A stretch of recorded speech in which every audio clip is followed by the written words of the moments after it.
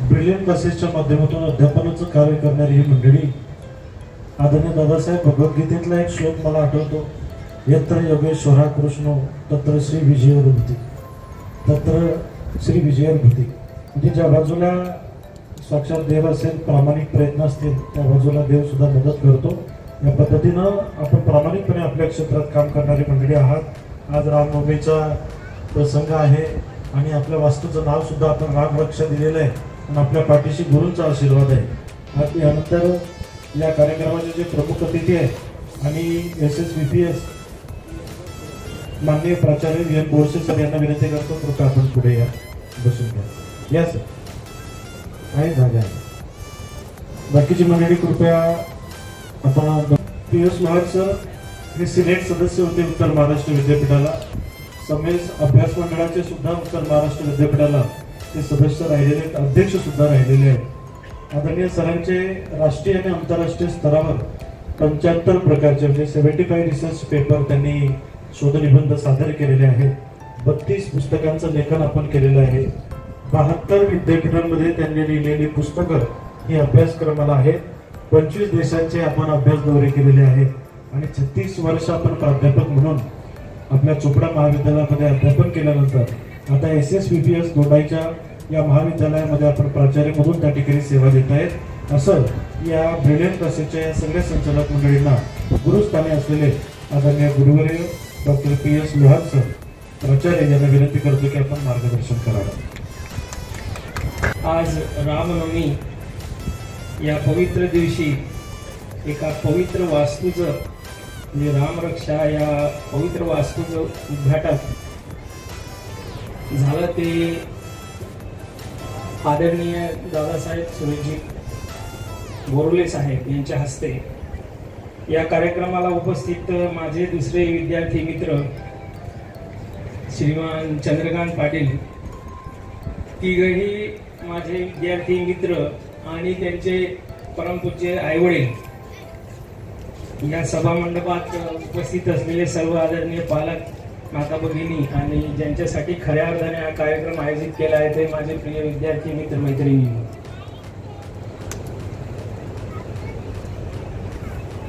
मला असं या ठिकाणी नमूद करावं असं वाटतं की ह्या तिघ विद्यार्थी मित्रांनी आज आपल्याला फक्त ट्रेलर दाखवलेला आहे, पिक्चर अभी बाकी आहे. लवकरच त्या पिक्चरचंही उद्घाटन याच्यापेक्षा 10 पटीने मोठ्या स्तरावर करण्याचा मानस आमचा आहे. मला अभिमान आहे की चोपड्यासारख्या एका छोट्याशा तालुक्याच्या जागी महाराष्ट्रभर, महाराष्ट्राच्या बाहेर वैद्यकीय क्षेत्र गाजवणारे विद्यार्थी तयार करणारे हे एक चांगलं इन्स्टिट्यूट तयार होत आहे आणि ते तिघही माझे विद्यार्थी आहेत. हा माझ्या शिक्षक जीवनातला सगळ्यात महत्वाचा आनंदाचा क्षण आहे. आताच प्राध्यापक डॉक्टर सागर धनगर यांनी सांगितलं की आम्ही धुळे येथे एका इन्स्टिट्यूटशी टायअप केलेला आहे. त्या इन्स्टिट्यूटचं नाव आहे स्कॉलर पॉइंट. तर त्याचे जे संचालक आहेत ते पण माझे PhDचे विद्यार्थीच आहेत. डॉक्टर संजय कदम आता पुढच्या आठवड्यात ते डॉक्टरेट होती, त्यांची PhDची वायवा पुढच्या आठवड्यात ठेवलेली आहे. तर डॉक्टर संजय कदम सावखेड्याचे आहेत आणि त्यांनी ती इन्स्टिट्यूट गेल्या 15-20 वर्षापासून धुळ्यात चालवली आहे.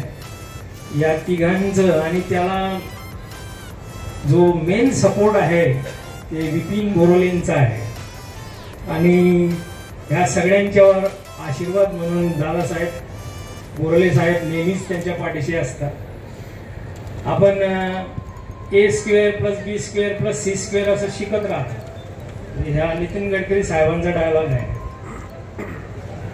पण जेव्हा म्हणजे A ने केलेलं कार्य, B ने केलेलं कार्य, पण C ने केलेलं कार्य, वेगवेगळे कार्य असू शकतात, पण त्याचं जे डोमेन आहे, त्याचं जे परिक्षेत्र आहे ते छोटं असू शकतं. पण जेव्हा A आणि B आणि C एकत्र येतात आणि ज्यांचा स्क्वेअर तयार होतो त्यावेळेस ती खूप मोठी इलॅबोरेटेड अशी व्याख्या तयार होते. तर असं खूप मोठं कार्य SDBच्या माध्यमातून होणार आहे. आता आजच्या वेळेला शैक्षणिक भाषेत जर विद्यार्थ्यांसमोर आणि पालकांसमोर त्याची शिक्षणाची जी काही व्यवस्था चाललेली आहे ती जर थोडी निषेध केली तर आपल्याला सगळ्यांना वाईट वाटेल. आणि अख्ख्या चोपड्या तालुक्यात का जळगाव, धुळे, नंदुरबार जिल्ह्यात प्राध्यापक प्रकाश लोहार खरं बोलतात आणि त्यामुळे ते थोडेफार कुप्रसिद्ध पण आहेत. सगळ्या शैक्षणिक संस्थांची अशी परिस्थिती आहे आज. म्हणजे मी ग्रँटेडच्या प्राध्यापकांची गोष्ट सांगतो. मी ग्रँटेडचे शिक्षक आहेत, त्याच्यातल्या 90% शिक्षकांना शिकवण्याची गरज भासत नाही. कारण त्यांना असं वाटतं की मला नोकरी लागलेली आहे, मला पगार मिळतोय आणि ठीक आहे मी एक पिरियड घेईल, थंब इम्प्रेशन करेल आणि संध्याकाळी जर परत थंब इम्प्रेशन करायला आला तर मी त्यावेळेस येईल आणि घरी जाईल. कूलरची हवा खाईल किंवा AC लावेल किंवा मग मोठ्या मोठ्या गाड्यांमध्ये वेगवेगळ्या प्रेक्षणीय स्थळांना भेटी देईल किंवा कुठे प्लॉटचा धंदा असेल. पूर्वी ट्रॅक्टरचा पण धंदा होता, रेतीचा पण धंदा होता आपला काही प्राध्यापकांचा. त्यामुळे त्यांचं शिक्षणाकडे व्यवस्थित लक्ष नव्हतं आणि हळूहळू डे बाय डे हे सगळ्या सरकारच्या लक्षात आलं आणि म्हणून शिक्षक भरती हा जो प्रकार आहे तो हळूहळू बंद होतो. 28,000 जागा शिल्लक आहेत प्राध्यापकांच्या आणि आता 4,435 जागांना परवानगी मिळालेली आहे. आता ती फाईल शिक्षण मंत्रालयाकडून आर्थिक डिपार्टमेंटकडे गेलेली, ती किमान 2 वर्ष तिथे राहणार आहे. आता फक्त काल एक GR पब्लिश झाला की नॉन टीचिंगच्या पोस्ट भरण्याची तुम्हाला अनुकंपा तत्वावरची पदभरती ती 100% मान्यता देण्यात आली आणि काही पदांना त्यांनी परवानगी दिलेली आहे. ती प्रोसेस किमान 2 वर्ष चालेल आणि तोपर्यंत इलेक्शन येईल. अजून हे पुल ऑन करण्याचं काम सगळं सरकार करत आहे. जशी शिक्षण व्यवस्था चोपड्यात आहे तशी धुळ्याला आहे, तशीच दोंडाईच्याला आहे. मी गेल्या जुलै 2023 पासून एका मोठ्या संस्थेच्या छोट्याशा ब्रँचमध्ये प्राचार्य आहे. श्री शिवाजी विद्याप्रसाद संस्था ही आदरणीय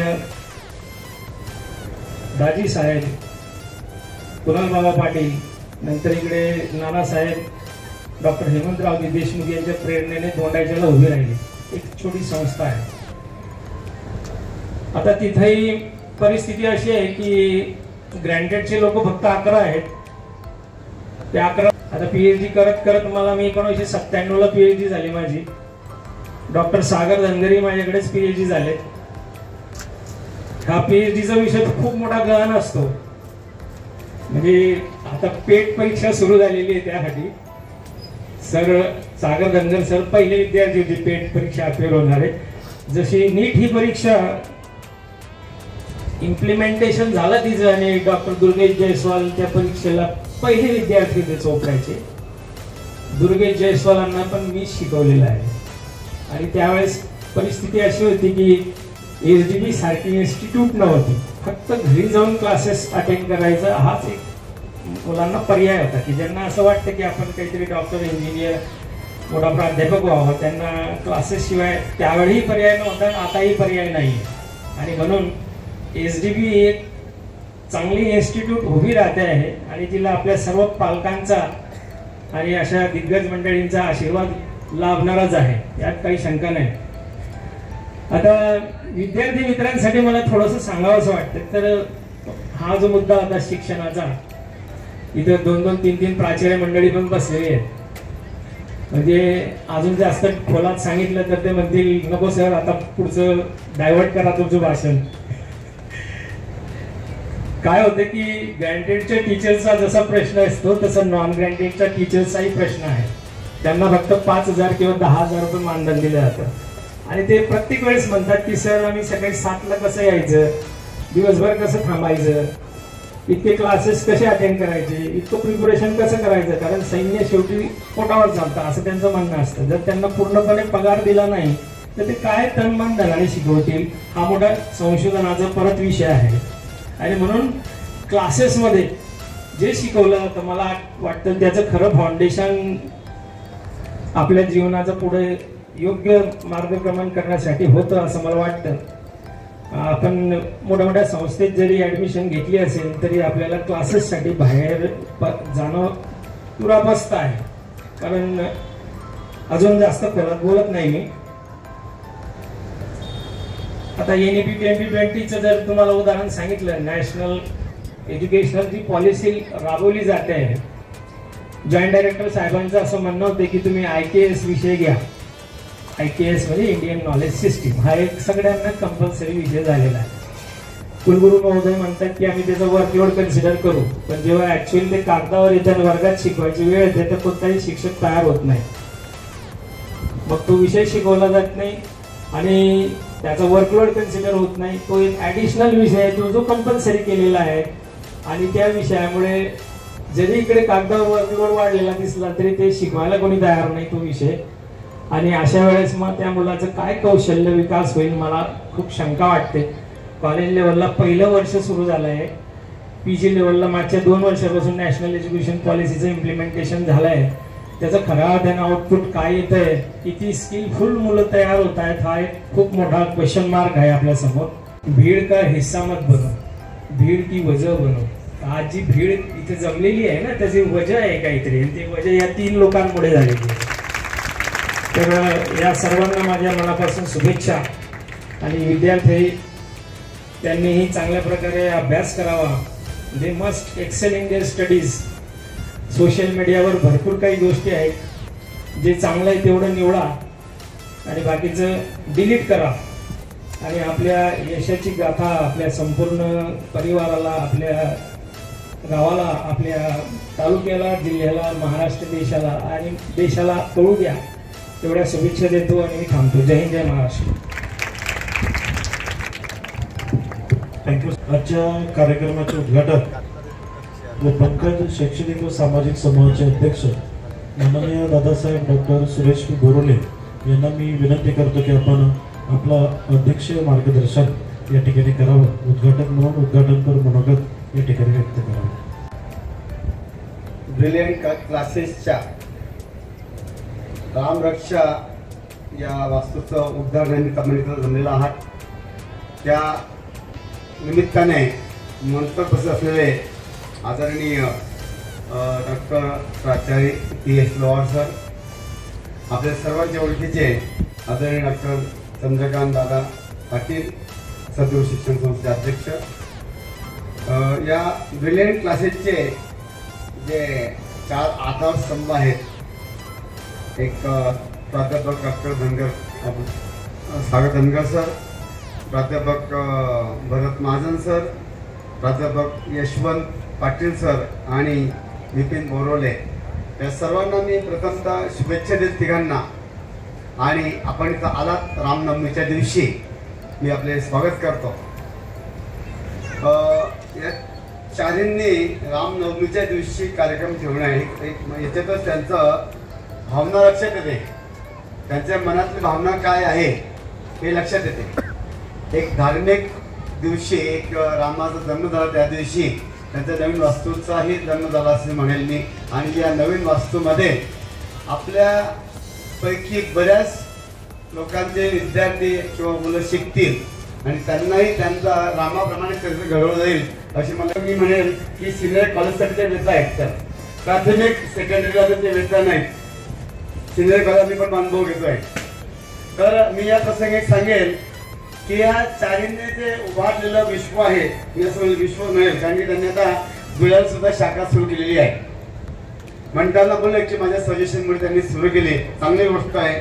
माझं कोणतं ऐकलं की मला बरं वाटलं.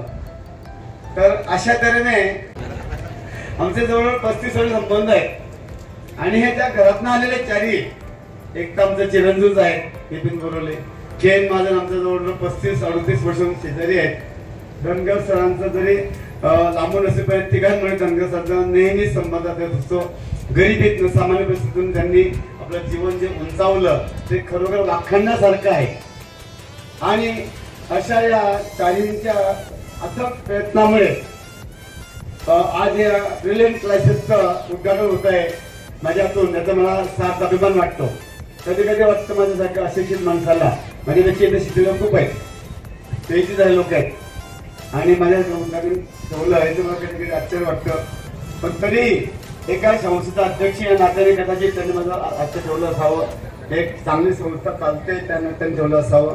पण मी एक म्हणेल की त्यांनी जरी माझी फक्त शैक्षणिक संस्था बघितली तर त्यांनी व्यवहारिकता सुद्धा शिकावी. व्यवसायामध्ये म्हणजे आपण ज्यावेळेस चरित्र चालवतो त्यावेळेस व्यवहार कसं होते तुम्ही बऱ्याच वेळा बघितलेलं सर खूप शिक्षण असतं पण शिक्षण आणि व्यवहाराचा संसार कुठेही सांगायला घालता येत नाही. तर या क्लासेस सोबत व्यवहारिकता आणि संसार आणि सामाजिक प्रबोधन सुद्धा तितकंच महत्वाचं आहे. तर तुमच्यापैकी तुम्ही तुमचे जे विद्यार्थी येतात आपल्या तालुक्यात खूप काही श्रीमंत आहे असं म्हणणार नाही. 10-20% लोक श्रीमंत आहेत, 80-90% सामान्य किंवा खालच्या वर्गात आलेले आहेत. तर यांचा विकास कसा होईल हे जर तुम्ही ध्येय ठेवलं तर मला खात्री आहे तुमची संस्था एकदा म्हणजे पंकज शैक्षणिक संस्थेपेक्षा मोठी झाल्याशिवाय राहणार नाही. म्हणजे तुम्हाला शुभेच्छा आहे. कारण की बघितलं आम्ही सुद्धा या गेल्या 35 वर्षापूर्वी छोट्याशा 1414 विद्यार्थ्यापासून आज जवळ आपल्याकडे जवळ 5,000 विद्यार्थी शिक्षण घेत आहेत. हे सर्व सर तुम्ही बघतायत AI असेल, डीपफेक असेल किंवा जिपली असेल असे अनेक मुलांकडे तुम्ही जरी समजा तुम्ही JEE नीट वगैरे त्याला त्याचं महत्व करतं. अडचणी येऊ द्या. मी नेहमी उदाहरण देत असतो सर सागर सर आमच्या मीटिंगमध्ये मी नेहमी उदाहरण देत असतो. जर तुम्हाला जळगाव जायचं किंवा अमरावती जायचं असेल आणि वेळेला तुमच्या मागे एखादा कुत्रा लागला तर काय होतं? तुम्ही त्याला घाबरला तर काय होईल? ऍक्शन होईल. आणि न घाबरताना आपल्याला ऍक्शन वाढवलं तर काय होतं? कुत्रा तिथं भुकत जमतो आणि तुम्ही जोरात पुढे निघून जातात. तसंच तुम्ही ते भुकणाऱ्यांकडे लक्ष देऊ नका.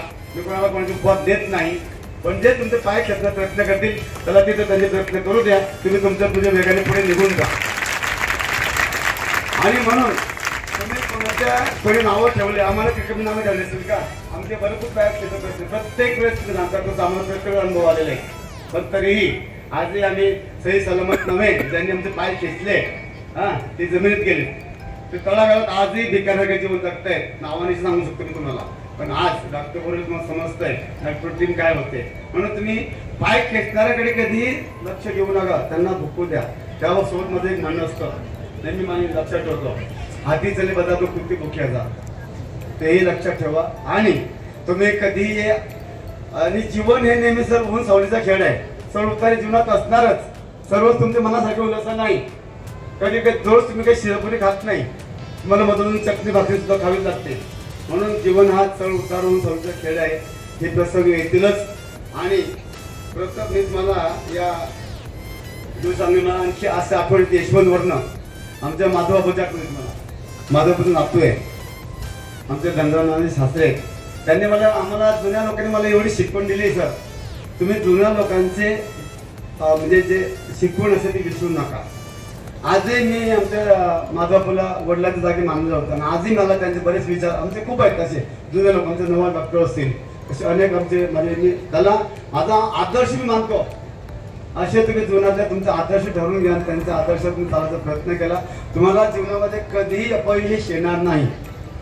तर अडथळे येतील पण अपयश येणार. आणि म्हणून मी तुम्हाला सांगतो की तुम्ही तुमच्या या ब्रिलियंट क्लासेसला एक उंची गाठा.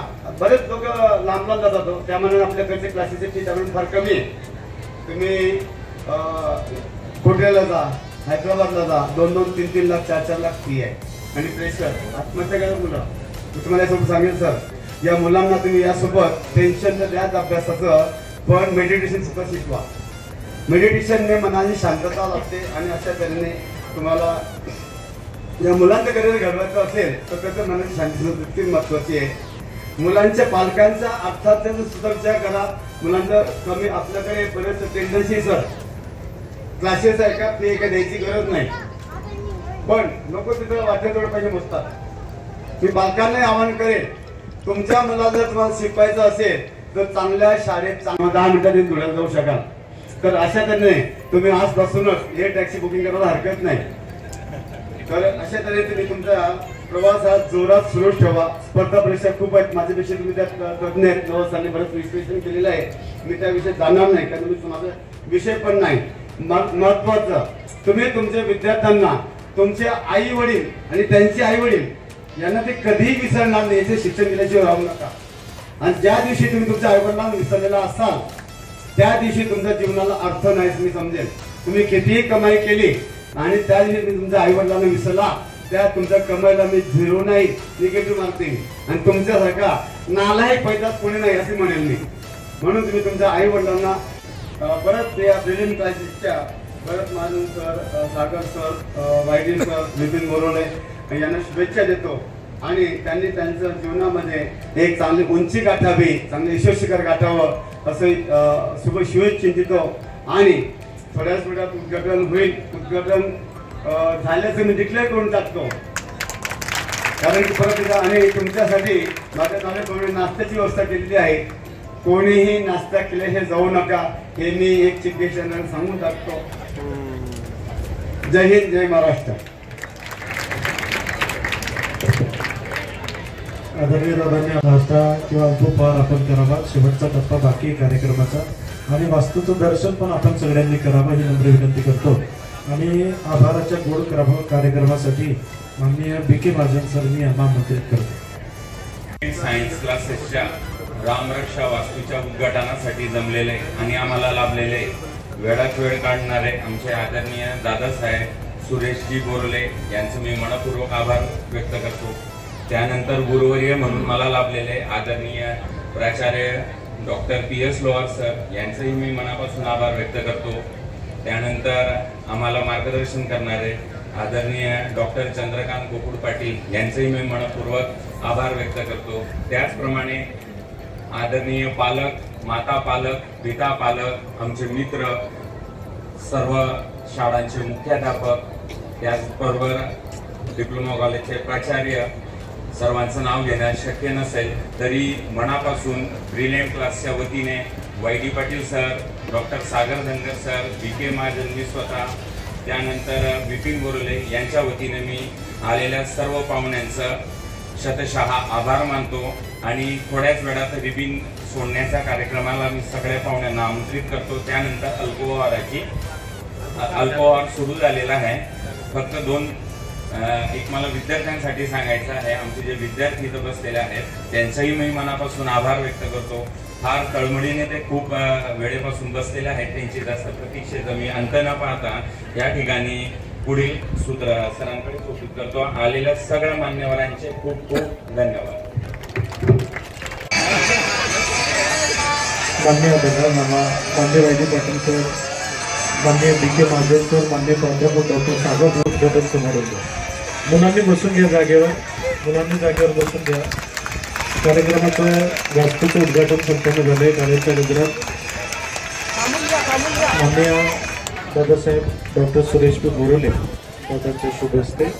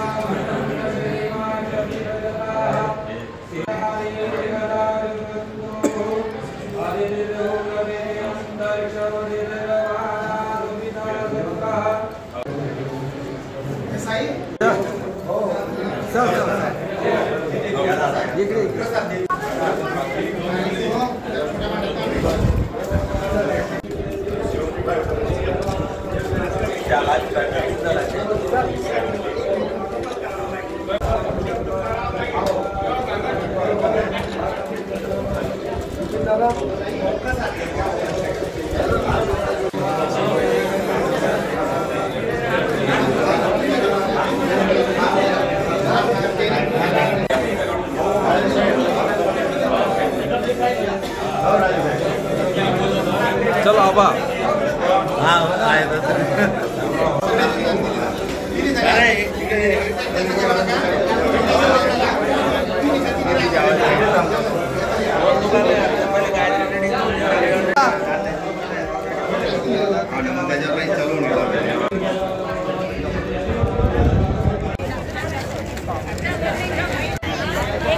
dari manusia mayat kamu.